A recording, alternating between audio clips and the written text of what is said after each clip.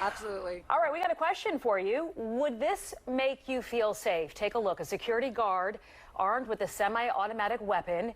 It's happening at a North Philly gas station. The owner coming up with the idea to scare off criminals.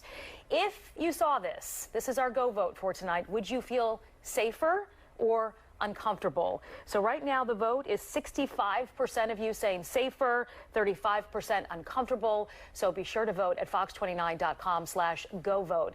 Shawnette, you spoke with the gas station owner who says this is needed to keep both his workers and customers safe.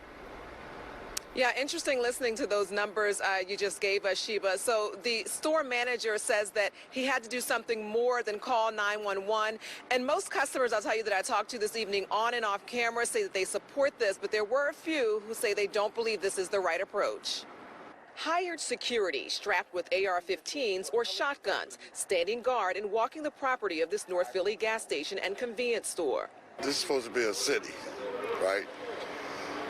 And you got the kids walking around.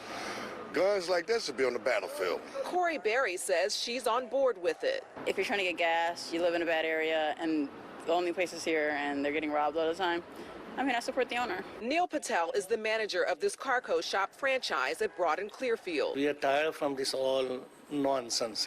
Robbery, drug trafficking, racketings, all kind of hanging around all gangs. He shared with me these videos of what has led up to this drastic response to crime at his business. Over the past few weeks, he says his store was trashed by young people, an ATM stolen out of the store, and he says his car was vandalized while parked at the store. They're forcing us to hire the security, high-level security, state level. I am fearful for my safety of my employee as well as my nice neighborhood, all customers. So 3 weeks ago, he hired the Pennsylvania site state agents. We wear Kevlar. We are trained. My guys go to training every other week. They're proficient with this. They're proficient with their taser. They know the laws. Andre Boyer is the chief of the company. As a Pennsylvania state agent, that's what it says. The law tells us that we have a right to protect this property in any means necessary, and whatever force necessary to be used to protect it. This man told employees he's against it.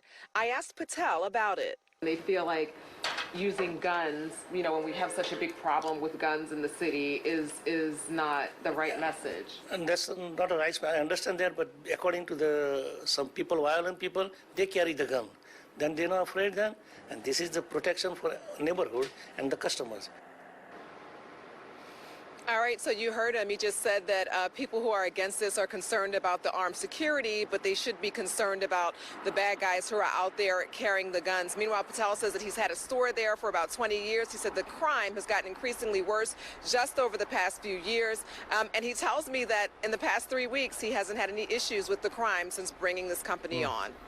And the people you talk to, Shawnette, I have this out on Twitter, and a lot of the comments are exactly what you got in response. This is where we are in the city. This is unfortunately what we need to do to keep our stores and our customers safe if we own a gas station. And especially since you see everything that happened with this particular business owner. Shawnette, I just want to mention, too, just going back to our go vote, when we came on the air, I think it was around 65% who said that it makes them feel safer. Now it's at 80%. Just during your report, it jumped up that high. Wow.